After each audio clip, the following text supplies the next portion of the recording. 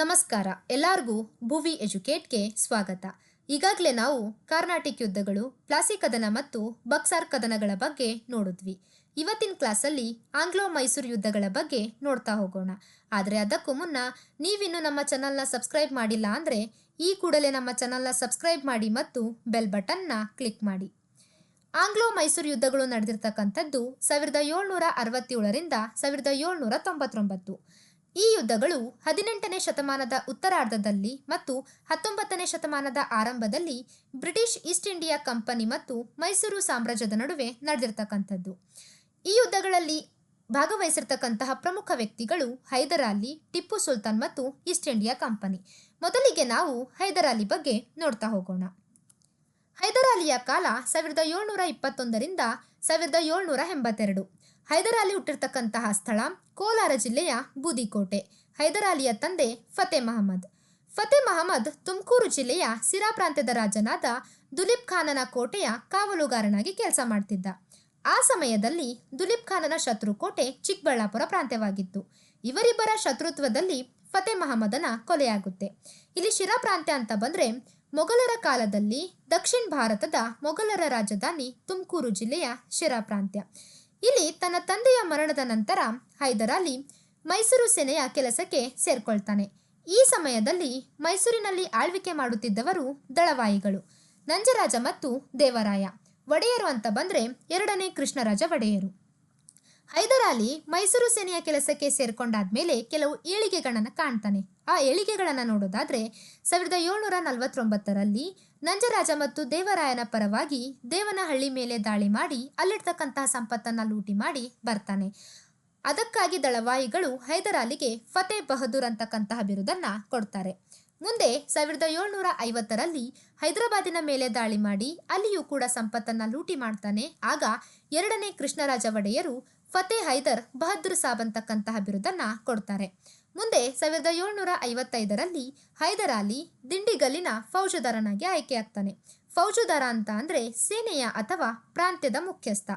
ಈ ಎಲ್ಲ ಪ್ರದೇಶಗಳ ಮೇಲೆ ದಾಳಿ ಮಾಡಿ ಅಲ್ಲಿರ್ತಕ್ಕಂತಹ ಸಂಪತ್ತನ್ನು ಲೂಟಿ ಮಾಡಿಕೊಂಡು ಬಂದಿರತಕ್ಕಂಥ ಹೈದರಾಲಿಯ ಮನಸ್ಸಲ್ಲಿ ಮೈಸೂರಿನ ಸರ್ವಾಧಿಕಾರಿ ಆಗಬೇಕು ಅಂತಕ್ಕಂಥ ಆಸೆ ಮೂಡುತ್ತೆ. ಆಗ 1761ರಲ್ಲಿ ದಳವಾಯಿಗಳನ್ನು ಮೂಲೆ ಗುಂಪು ಮಾಡಿ ತಾನು ಮೈಸೂರಿನ ಸರ್ವಾಧಿಕಾರಿಯಾಗಿ ಆಯ್ಕೆಯಾಗ್ತಾನೆ. ಹೈದರಾಲಿ ಮೈಸೂರಿನ ಸರ್ವಾಧಿಕಾರಿಯಾಗಿ ಆಯ್ಕೆ ಆದಮೇಲೆ ಕೆಲವು ಸಾಧನೆಗಳನ್ನು ಮಾಡ್ತಾನೆ. ಆ ಸಾಧನೆಗಳು 5ನೇ ವೀರ ಮದಕರಿ ನಾಯಕನಿಂದ ಬಿದನೂರನ್ನು ವಶಪಡಿಸಿಕೊಂಡು ಬಿದನೂರಿಗೆ ಹೈದರ್ ನಗರ ಎಂದು ನಾಮಕರಣ ಮಾಡ್ತಾನೆ. ಹೈದರಾಲಿ ಒಂದು ನಾಣ್ಯವನ್ನು ಜಾರಿಗೆ ತರ್ತಾನೆ. ಆ ನಾಣ್ಯ ಬಹದ್ದೂರಿ. ಇನ್ನು ಬೇಸಿಗೆ ಅರಮನೆಯಾಗಿರ್ತಕ್ಕಂತಹ ದರಿಯಾ ದೌಲತ್ ಅರಮನೆಗೆ ಅಡಿಗಲ್ಲನ್ನು ಹಾಕ್ತಾನೆ. ಬೆಂಗಳೂರಿನಲ್ಲಿ ಲಾಲ್ಬಾಗನ್ನು ನಿರ್ಮಾಣ ಮಾಡ್ತಾನೆ. ಅದ್ರ ಜೊತೆಗೆ 1761ರಲ್ಲಿ ಬೆಂಗಳೂರಿನ ಕಲ್ಲಿನ ಕೋಟೆಯನ್ನ ನಿರ್ಮಾಣ ಮಾಡ್ತಾನೆ. ಈ ಎಲ್ಲ ಸಾಧನೆಗಳನ್ನ ಹೈದರಾಲಿ ಮಾಡ್ತಿರ್ತಾನೆ. ಈ ಕಡೆ ಬ್ರಿಟಿಷರು ಈತನ ಏಳಿಗೆಯನ್ನ ನೋಡಿ ಸಹಿಸಿಕೊಳ್ಳಕ್ಕಾಗಲ್ಲ. ಕಾರಣ ತಾವು ಸಾಮ್ರಾಜ್ಯವನ್ನ ವಿಸ್ತೀರ್ಣೆ ಮಾಡಬೇಕು ಅಂತ ಅನ್ಕೊಂಡಿರ್ತಾರೆ. ಈತನ ಏಳಿಗೆಯನ್ನ ಕಂಡು ಈತ ತಮ್ಮ ಸಾಮ್ರಾಜ್ಯಕ್ಕೆ ತೊಡಕಾಗ್ತಾನೆ ಅಂತ ತಿಳ್ಕೊಂಡು ಈತನ ವಿರುದ್ಧ ಯುದ್ಧಕ್ಕೆ ಬರ್ತಾನೆ. ಆ ಸಮಯದಲ್ಲಿ ಆಗ್ತಕ್ಕಂತಹ ಯುದ್ಧಗಳೇ ಆಂಗ್ಲೋ ಮೈಸೂರು ಯುದ್ಧಗಳು. ಹಾಗಾದ್ರೆ 1ನೇ ಆಂಗ್ಲೋ ಮೈಸೂರು ಯುದ್ಧವನ್ನ ನೋಡ್ತಾ ಹೋಗೋಣ. 1ನೇ ಆಂಗ್ಲೋ ಮೈಸೂರು ಯುದ್ಧ ನಡೆದಿರ್ತಕ್ಕಂಥದ್ದು 1767ರಿಂದ 1769. ಈ 1ನೇ ಆಂಗ್ಲೋ ಮೈಸೂರು ಯುದ್ಧಕ್ಕೆ ಕಾರಣಗಳನ್ನು ನೋಡೋದಾದ್ರೆ ದಕ್ಷಿಣ ಭಾರತದಲ್ಲಿ ಹೈದರಾಲಿಯ ರಾಜಕೀಯ ಏಳಿಗೆ ಬ್ರಿಟಿಷ್ ಸಾಮ್ರಾಜ್ಯ ವಿಸ್ತರಣೆಗೆ ತೊಡಕಾಯಿತು. ಬ್ರಿಟಿಷರ ಶತ್ರುಗಳಾಗಿರ್ತಕ್ಕಂತಹ ಫ್ರೆಂಚರಿಗೆ ಹೈದರಾಲಿಯು ಆಶ್ರಯ ಕೊಟ್ಟಿದ್ದು. ಅದಲ್ಲದೆ ಬ್ರಿಟಿಷರ್ ಏನ್ ಮಾಡ್ತಾರಂದ್ರೆ ಹೈದರಾಲಿಯ ಹತ್ತಿರ ಸೈನಿಕ ಸಹಾಯವನ್ನ ಕೇಳ್ತಾರೆ. ಆಗ ಹೈದರಾಲಿ ಅದನ್ನ ನಿರಾಕರಿಸ್ತಾನೆ. ಈ ಎಲ್ಲಾ ಕಾರಣಗಳು 1ನೇ ಆಂಗ್ಲೋ ಮೈಸೂರು ಯುದ್ಧಕ್ಕೆ ಮೂಲ ಕಾರಣಗಳಾಗಿ ಮಾರ್ಪಡುತ್ತೆ. ಹಾಗಾದ್ರೆ 1ನೇ ಆಂಗ್ಲೋ ಮೈಸೂರು ಯುದ್ಧದಲ್ಲಿ 2 ಬಣಗಳಾಗಿ ಮಾರ್ಪಡುತ್ತೆ. ಒಂದು ಹೈದರಾಲಿ ಬಣ, ಇನ್ನೊಂದು ಬ್ರಿಟಿಷ್ ಬಣ. ಹೈದರಾಲಿ ಬಣದಲ್ಲಿ ಹೈದರಾಲಿ, ಬ್ರಿಟಿಷ್ ಬಣದಲ್ಲಿ ಬ್ರಿಟಿಷ್ ಗವರ್ನರ್ ಆಗಿರ್ತಕ್ಕಂತಹ ಕರ್ನಲ್ ಸ್ಮಿತ್, ಅವ್ರ ಜೊತೆಗೆ ಹೈದರಾಬಾದಿನ ನಿಜಾಮ ಮತ್ತು ಮರಾಠರು. ಬ್ರಿಟಿಷ್ ಬಣದಲ್ಲಿರ್ತಕ್ಕಂಥ ಹೈದರಾಬಾದಿನ ನಿಜಾಮ ಮತ್ತು ಮರಾಠರನ್ನ ಹೈದರಾಲಿ ಏನ್ ಮಾಡ್ತಾನಂದ್ರೆ 23 ಲಕ್ಷ ರೂಪಾಯಿ ಕೊಟ್ಟು ತನ್ನ ಕಡೆಗೆ ಕರ್ಕೋತಾನೆ. ಅದಾದ್ಮೇಲೆ ಹೈದರಾಲಿ ಬ್ರಿಟಿಷರ ಗವರ್ನರ್ ಕರ್ನಲ್ ಸ್ಮಿತ್ ಮೇಲೆ ದಾಳಿ ಮಾಡಿ ಮಂಗಳೂರು, ತಿರುವಣ್ಣಾಮಲೈ, ಆರ್ಮಿ, ಕಡೂರು, ಕೆರೂರನ್ನ ವಶಪಡಿಸಿಕೊಂಡು ಮದ್ರಾಸ್ಗೆ ನುಗ್ತಾನೆ. ಇನ್ನೇನು ಈತ ಮದ್ರಾಸ್ಗೆ ನುಗ್ಬೇಕು ಅನ್ನುವಷ್ಟರಲ್ಲಿ ಬ್ರಿಟಿಷರ ಗವರ್ನರ್ ಕರ್ನಲ್ ಸ್ಮಿತ್ ಏನ್ ಮಾಡ್ತಾನಂದ್ರೆ ಹೈದರಾಲಿಯನ್ನ ತಡೆದು ಒಂದು ಒಪ್ಪಂದವನ್ನ ಮಾಡ್ಕೋತಾನೆ. ಆ ಒಪ್ಪಂದವೇ ಮದ್ರಾಸ್ ಒಪ್ಪಂದ. ಈ ಮದ್ರಾಸ್ ಒಪ್ಪಂದ ನಡೆದಿರ್ತಕ್ಕಂಥದ್ದು 1769ರಲ್ಲಿ ಹೈದರಾಲಿ ಮತ್ತು ಬ್ರಿಟಿಷರ ಗವರ್ನರ್ ಕರ್ನಲ್ ಸ್ಮಿತ್ ಮಧ್ಯೆ ನಡೆದಿರ್ತಕ್ಕಂಥದ್ದು. ಇಲ್ಲಿ ಬರ್ತಕ್ಕಂಥ ಇನ್ನೊಂದು ಮುಖ್ಯ ಅಂಶ ಏನಂದ್ರೆ, ಭಾರತ ದೇಶದ ಇತಿಹಾಸದಲ್ಲಿ ಬ್ರಿಟಿಷರನ್ನ ಸೋಲಿಸಿದ ಭಾರತ ದೇಶದ ಮೊಟ್ಟ ಮೊದಲ ದೇಶೀಯ ಅರಸ ಹೈದರಾಲಿ. ಇಲ್ಲಿ ಮದ್ರಾಸ್ ಒಪ್ಪಂದ ಇವರಿಬ್ಬರ ಮಧ್ಯೆ ನಡೆಯುತ್ತೆ. ಹಾಗಾದ್ರೆ ಮದ್ರಾಸ್ ಒಪ್ಪಂದದ ಕರಾರುಗಳೇನಿತ್ತು ಅಂತ ನೋಡ್ತಾ ಹೋಗೋಣ. ಮದ್ರಾಸ್ ಒಪ್ಪಂದದ ಕರಾರುಗಳು ಪರಸ್ಪರ ಯುದ್ಧ ಖೈದಿಗಳ ಬಿಡುಗಡೆ, ಪರಸ್ಪರ ಗೆದ್ದ ಪ್ರದೇಶಗಳ ಹಂಚಿಕೆ, ಬ್ರಿಟಿಷರು ಹೈದರಾಲಿಗೆ ಯುದ್ಧ ವೆಚ್ಚವನ್ನ ಭರಿಸಬೇಕಾಯಿತು, ಕೇರೂರು ಪ್ರಾಂತ್ಯವನ್ನ ಸ್ವತಂತ್ರವಾಗಿಸಬೇಕಿತ್ತು. ಅದರ ಜೊತೆಗೆ ಪರಸ್ಪರ ಶತ್ರುಗಳ ದಾಳಿಯ ವೇಳೆ ಸೇನಾ ಸಹಾಯವನ್ನ ಮಾಡ್ತಕ್ಕಂಥದ್ದು ಈ ಮದ್ರಾಸ್ ಒಪ್ಪಂದದ ಕರಾರಾಯಿತು. ಇದು 1ನೇ ಆಂಗ್ಲೋ ಮೈಸೂರು ಯುದ್ಧ. 1ನೇ ಆಂಗ್ಲೋ ಮೈಸೂರು ಯುದ್ಧ ನಡೆದಿರ್ತಕ್ಕಂಥದ್ದು 1767ರಿಂದ 1769. ಇಲ್ಲಿ ಬರ್ತಕ್ಕಂತಹ ಬ್ರಿಟಿಷ್ ಗವರ್ನರ್ ಕರ್ನಲ್ ಸ್ಮಿತ್. ಒಪ್ಪಂದ ಮದ್ರಾಸ್ ಒಪ್ಪಂದ. ಇಲ್ಲಿಗೆ ಯುದ್ಧ ಮುಗಿಲಿಲ್ಲ. ಇಲ್ಲಿಂದ ಈ ಕಡೆ ಹೈದರಾಲಿ, ಆ ಕಡೆ ಬ್ರಿಟಿಷರು ಮತ್ತೆ ಯುದ್ಧದ ಸಿದ್ಧತೆಗಳನ್ನು ಮಾಡ್ಕೋತಾರೆ. ಆ ಕಾರಣಕ್ಕೆ 2ನೇ ಆಂಗ್ಲೋ ಮೈಸೂರು ಯುದ್ಧ ನಡೆಯುತ್ತೆ. 2ನೇ ಆಂಗ್ಲೋ ಮೈಸೂರು ಯುದ್ಧ ನಡೆದಿರ್ತಕ್ಕಂಥದ್ದು 1780ರಿಂದ 1784. ಇದಕ್ಕೆ ಕಾರಣಗಳನ್ನು ನೋಡೋದಾದ್ರೆ, ಬ್ರಿಟಿಷರು ಮತ್ತು ಹೈದರಾಲಿ ಪರಸ್ಪರ ಯುದ್ಧ ಸಿದ್ಧತೆಯನ್ನು ನಡೆಸಿದ್ದು. ಅದಲ್ಲದೆ 1770ರಲ್ಲಿ ಏನಾಗುತ್ತಂದ್ರೆ, ಮರಾಠರು ಹೈದರಾಲಿ ಮೇಲೆ ದಾಳಿ ಮಾಡ್ತಾರೆ. ಆಗ ಮದ್ರಾಸ್ ಒಪ್ಪಂದದ ಪ್ರಕಾರ ಬ್ರಿಟಿಷರು ಹೈದರಾಲಿಗೆ ಸಹಾಯ ಮಾಡಬೇಕಿತ್ತು. ಆದರೆ ಬ್ರಿಟಿಷರು ಹೈದರಾಲಿಗೆ ಸಹಾಯ ಮಾಡಲ್ಲ. ಸಹಾಯ ಮಾಡದೇ ಇರತಕ್ಕಂಥದ್ದು ಮದ್ರಾಸ್ ಒಪ್ಪಂದವನ್ನ ಉಲ್ಲಂಘನೆ ಮಾಡಿದ ರೀತಿ ಆಯಿತು. ಅದಲ್ಲದೆ ಹೈದರಾಬಾದಿನ ನಿಜಾಮರಿಗೆ ಬ್ರಿಟಿಷರು ಮೊದಲು ಏನು ಮಾಡ್ತಿದ್ರು ಅಂದರೆ, ಕಪ್ಪು ಕಾಣಿಕೆನ ಕೊಡ್ತಿದ್ರು. ಬರುತ್ತಾ ಅವರು ಕಪ್ಪು ಕಾಣಿಕೆ ಕೊಡೋದನ್ನು ಸ್ಥಗಿತ ಮಾಡ್ತಾರೆ. ಆ ಕಾರಣಕ್ಕೆ ಹೈದರಾಬಾದಿನ ನಿಜಾಮ ಹೈದರಾಲಿಯೊಂದಿಗೆ ಸೇರ್ಕೊಳ್ತಾನೆ. ಇನ್ನು ಫ್ರೆಂಚರ ಪ್ರಮುಖ ವ್ಯಾಪಾರ ಕೇಂದ್ರವಾಗಿರ್ತಕ್ಕಂತಹ ಮಾಹೆಯನ್ನ ಬ್ರಿಟಿಷರು ವಶಪಡಿಸ್ಕೋತಾರೆ. ಈ ಮಾಹೆ ಹೈದರಾಲಿಗೆ ಶಸ್ತ್ರಾಸ್ತ್ರಗಳ ಸರಬರಾಜು ಕೇಂದ್ರವಾಗಿರುತ್ತೆ. ಈ ಎಲ್ಲ ಕಾರಣಗಳು 2ನೇ ಆಂಗ್ಲೋ ಮೈಸೂರು ಯುದ್ಧಕ್ಕೆ ಕಾರಣವಾಗುತ್ತೆ. ಇಲ್ಲೂ ಕೂಡ 2 ಬಣಗಳಾಗಿ ಮಾರ್ಪಡುತ್ತೆ. ಒಂದು ಹೈದರಾಲಿ ಬಣ, ಇನ್ನೊಂದು ಬ್ರಿಟಿಷ್ ಬಣ.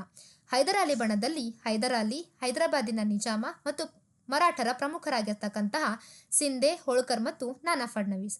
ಈ ಕಡೆ ಬ್ರಿಟಿಷ್ ಬಣದಲ್ಲಿ ಬ್ರಿಟಿಷ್ ಗವರ್ನರ್ ಆಗಿರ್ತಕ್ಕಂತಹ lord Warren Hastings, colonel Baillie ಮತ್ತು ಮೇಜರ್ ಮೆಡೋಸ್.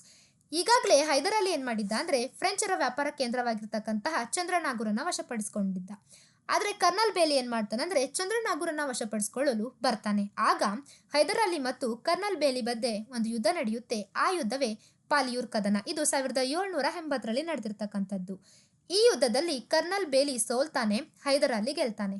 ಅಲ್ಲಿಂದ ಮುಂದೆ ಲಾರ್ಡ್ ವಾರನ್ ಹೇಸ್ಟಿಂಗ್ ಏನ್ ಮಾಡ್ತಾನಂದ್ರೆ, ಹೈದರಾಲಿಯ ಕಡೆ ಇರ್ತಕ್ಕಂತಹ ಹೈದರಾಬಾದಿನ ನಿಜಾಮ ಮತ್ತು ಮರಾಠರಿಗೆ ಗುಂಟೂರು ಕೊಡ್ತೀನಿ ಅಂತ ಹೇಳಿ ಆಸೆ ತೋರಿಸಿ ತನ್ನ ಕಡೆಗೆ ಕರ್ಕೋತಾನೆ. ಬ್ರಿಟಿಷರ ಪ್ರಬಲ ನಾಯಕನಾಗಿರ್ತಕ್ಕಂತಹ ಸರ್ ಐರ್ಕೂಟ್ನಿಗೆ ಹೈದರಾಲಿಯನ್ನ ಸೋಲಿಸು ಅಂತ ಕಳಿಸ್ತಾನೆ. ಆಗ 1781ರಲ್ಲಿ ಸರ್ ಐರ್ಕೂಟ್ ಮತ್ತು ಹೈದರಾಲಿಯ ಮಧ್ಯೆ ಪೋರ್ಟಿನೋವೋ ಎಂಬ ಸ್ಥಳದಲ್ಲಿ ಕದನ ನಡೆಯುತ್ತೆ. ಈ ಕದನದಲ್ಲಿ ಸರ್ ಐರ್ಕೂಟ್ ಗೆಲ್ತಾನೆ, ಹೈದರಾಲಿ ಸೋಲ್ತಾನೆ. ಸೋತಿರ್ತಕ್ಕಂಥ ಹೈದರಾಲಿ ಯುದ್ಧವನ್ನ ಮತ್ತೆ ಮುಂದುವರಿಸ್ತಾನೆ. 2ನೇ ಬಾರಿ ಸೊಲಿಂಗನೂರ್ ಎಂಬ ಸ್ಥಳದಲ್ಲಿ ಸಂಪೂರ್ಣವಾಗಿ ಹೈದರಾಲಿ ಸೋತೋಗ್ತಾನೆ. ಅಲ್ಲಿಂದ ಮುಂದೆ 1782 ಡಿಸೆಂಬರ್ 7ರಂದು ಬೆನ್ನಿನ ಕ್ಯಾನ್ಸರ್ನಿಂದ ಬಳಲಿ ಚಿತ್ತೂರಿನ ನರಸಿಂಗರಾಯನ ಪೇಟೆಯಲ್ಲಿ ಹೈದರಾಲಿ ಮರಣ ಹೊಂದುತ್ತಾನೆ.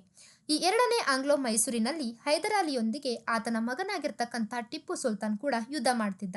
ಈತ ತನ್ನ ತಂದೆಯ ಮರಣದ ವಿಷಯವನ್ನ ತಿಳಿದ್ರೂ ಕೂಡ ಯುದ್ಧವನ್ನ ನಿಲ್ಲಿಸದೆ ಯುದ್ಧವನ್ನ ಮುಂದುವರಿಸ್ತಾನೆ. ಆಗ ಸರ್ ಐರ್ಕೂಟ್ ಏನ್ ಮಾಡ್ತಾನಂದ್ರೆ, ಶ್ರೀರಂಗಪಟ್ಟಣದ ಮೇಲೆ ಮುತ್ತಿಗೆ ಹಾಕಲು ಹೊರಡ್ತಾನೆ. ಆಗ ಟಿಪ್ಪು ಸುಲ್ತಾನ್ ಆತನನ್ನ ತಡೆದು ಸಂಧಾನಕ್ಕೆ ಮುಂದಾಗ್ತಾನೆ. ಆ ಸಂಧಾನವೇ ಅಥವಾ ಆ ಒಪ್ಪಂದವೇ ಮಂಗಳೂರು ಒಪ್ಪಂದ. ಈ ಮಂಗಳೂರು ಒಪ್ಪಂದ ನಡೆದಿರ್ತಕ್ಕಂಥದ್ದು 1784ರಲ್ಲಿ ಟಿಪ್ಪು ಸುಲ್ತಾನ್ ಮತ್ತು ವಾರನ್ ಹೇಸ್ಟಿಂಗ್ ನಡುವೆ. ಈ ಮಂಗಳೂರು ಒಪ್ಪಂದದ ಕರಾರುಗಳನ್ನ ನೋಡ್ತಾ ಹೋಗೋಣ. ಗೆದ್ದ ಪ್ರದೇಶಗಳ ಪರಸ್ಪರ ಹಂಚಿಕೆ, ಪರಸ್ಪರ ಖೈದಿಗಳ ಬಿಡುಗಡೆ, ಟಿಪ್ಪು ಸುಲ್ತಾನ್ ಬ್ರಿಟಿಷರಿಗೆ ಯುದ್ಧ ವೆಚ್ಚವನ್ನ ಭರಿಸುವುದು, ಇನ್ನು ಹೈದರಾಲಿಯ ಕಾಲಘಟ್ಟದಲ್ಲಿ ಆಗಿರ್ತಕ್ಕಂತಹ ಎಲ್ಲ ರಾಜಕೀಯ ಒಪ್ಪಂದಗಳನ್ನ ಬ್ರಿಟಿಷರೊಂದಿಗೆ ಮುಂದುವರಿಸುವುದು, ಅದರ ಜೊತೆಗೆ ಅರ್ಕಾಟ್ನ ಹಿಡಿತವನ್ನ ಬ್ರಿಟಿಷರಿಗೆ ಬಿಟ್ಟುಕೊಡುವುದು. ಇದು 2ನೇ ಆಂಗ್ಲೋ ಮೈಸೂರು ಯುದ್ಧದ ಮಂಗಳೂರು ಒಪ್ಪಂದದ ಕರಾರವಾಯಿತು. ಇನ್ನು 2ನೇ ಆಂಗ್ಲೋ ಮೈಸೂರು ಯುದ್ಧ ನಡೆದಿರ್ತಕ್ಕಂಥದ್ದು 1780ರಿಂದ 1784. ಇಲ್ಲಿ ಬರ್ತಕ್ಕಂತಹ ಗವರ್ನರ್ ವಾರನ್ ಹೇಸ್ಟಿಂಗ್. ಇದು 2ನೇ ಆಂಗ್ಲೋ ಮೈಸೂರು ಯುದ್ಧವನ್ನ ನೋಡಿದ್ವಿ. ಇಲ್ಲಿ ಬರ್ತಕ್ಕಂತಹ ಟಿಪ್ಪು ಸುಲ್ತಾನ್ ಬಗ್ಗೆ ಕೆಲವು ವಿಷಯಗಳನ್ನ ನೋಡ್ತಾ ಹೋಗೋಣ. ಟಿಪ್ಪು ಸುಲ್ತಾನನ ಕಾಲ 1751ರಿಂದ 1799.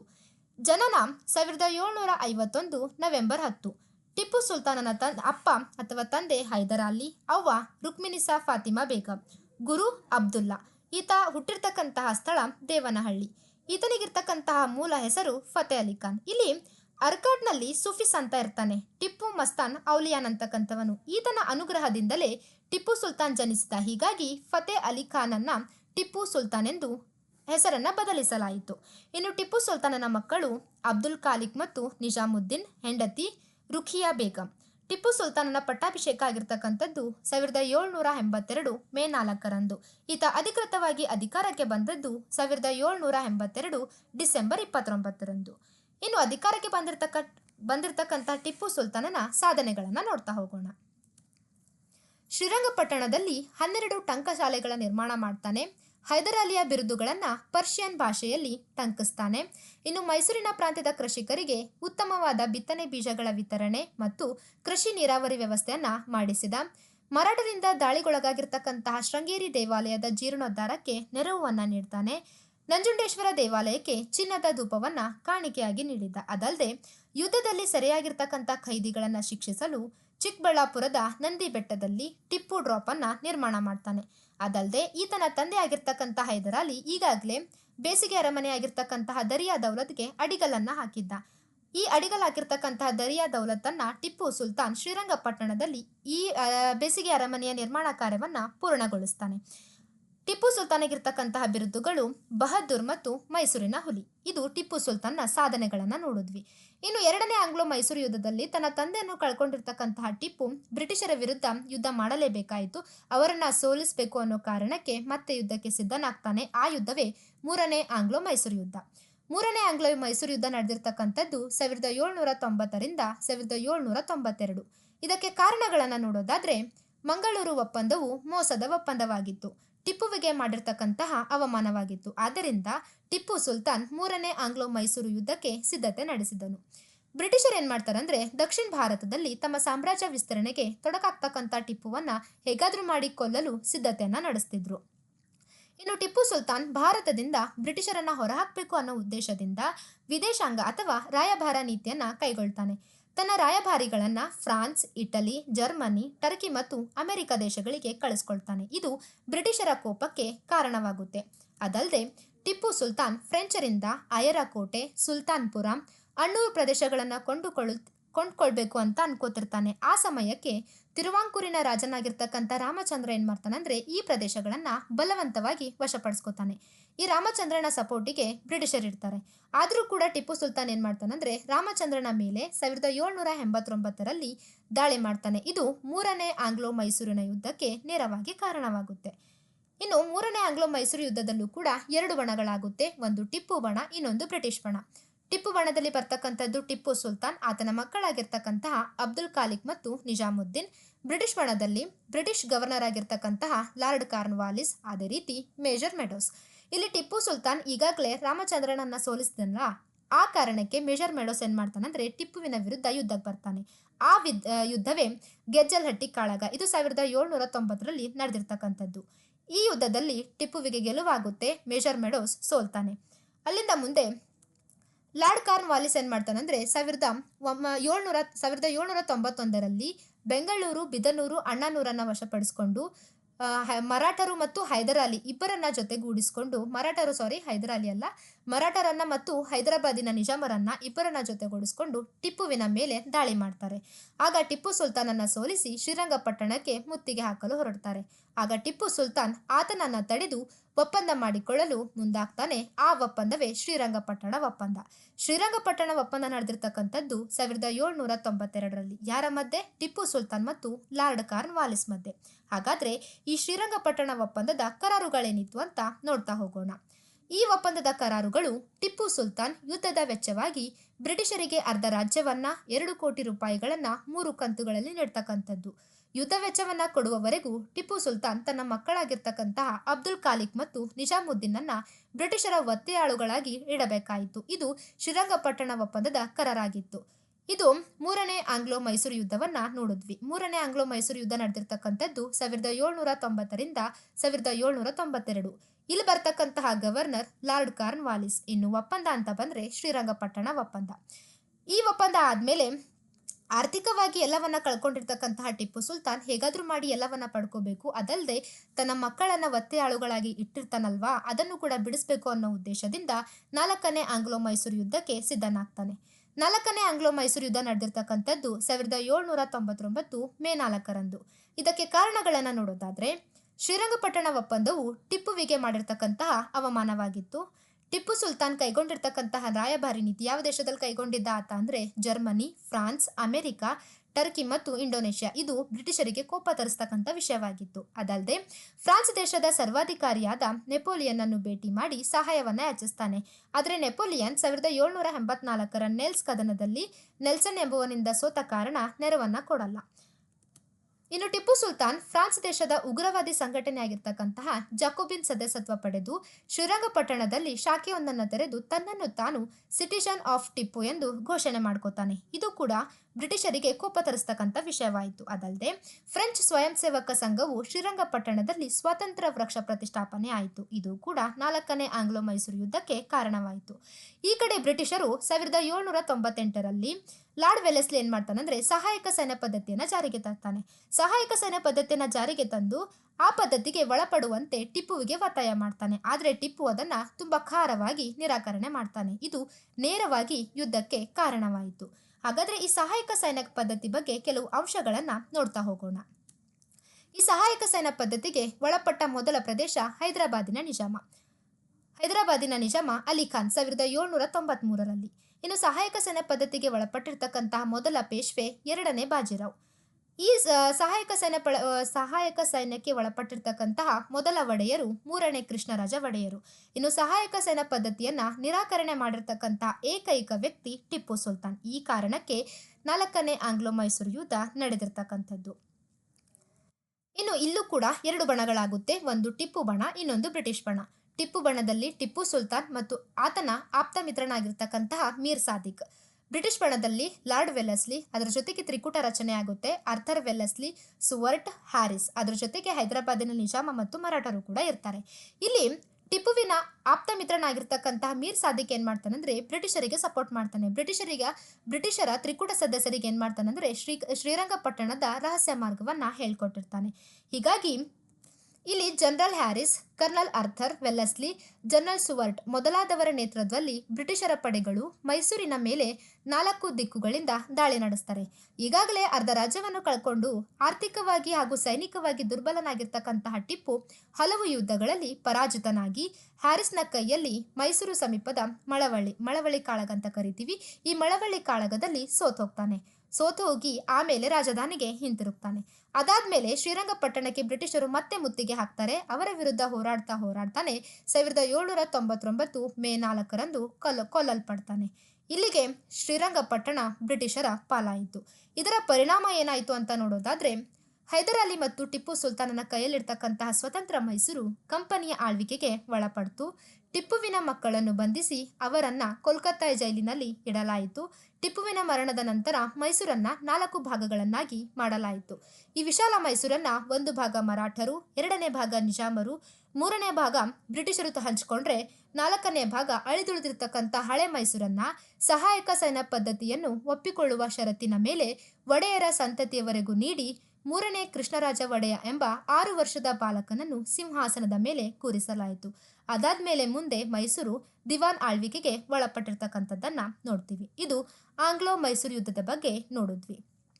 ಇವತ್ತಿನ ಕ್ಲಾಸ್ ನಿಮಗೆ ಇಷ್ಟ ಆಗಿದ್ರೆ ಲೈಕ್ ಮಾಡಿ, ಶೇರ್ ಮಾಡಿ ಮತ್ತು ಸಬ್ಸ್ಕ್ರೈಬ್ ಮಾಡಿ. Thank you.